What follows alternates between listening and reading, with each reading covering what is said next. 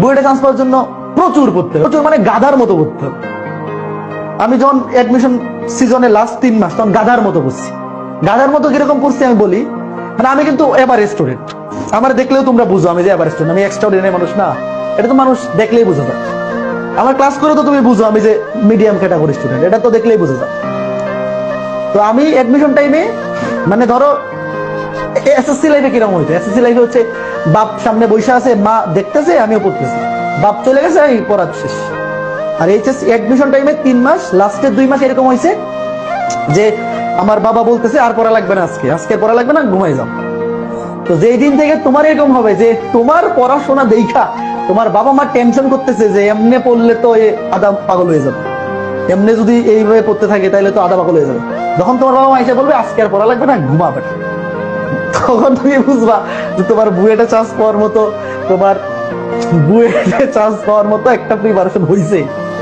যতদিন পর্যন্ত তুমি এই জিনিস ফেস না করবো ততদিন পর্যন্ত বুয়েটে চান্স পাওয়ার মতো পড়াশোনা হয় নাই, এটা ধরে নিতে হবে।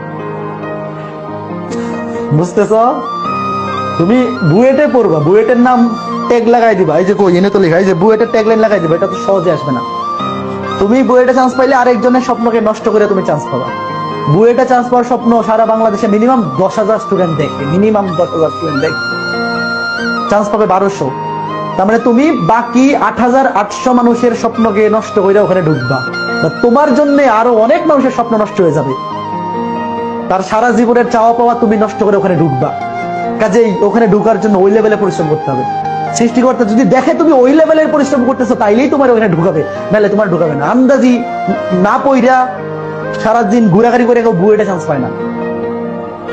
যে বুয়েটে ফার্স্ট হয় সেও যদি গড গিফটেড ট্যালেন্ট হয় তাও সে ওই লেভেলে পরিশ্রম করে চান্স পায়। কাজেই তুমি 8,800 মানুষের স্বপ্নকে নষ্ট করে যে সিটটা তুমি পাবা, অবশ্যই তুমি যদি ওই লেভেলের পরিশ্রমী না হও, সৃষ্টিকর্তাও চাইবে না যে একটা অপরিশ্রমী মানুষ এখানে ঢুকে যাক, তাই না?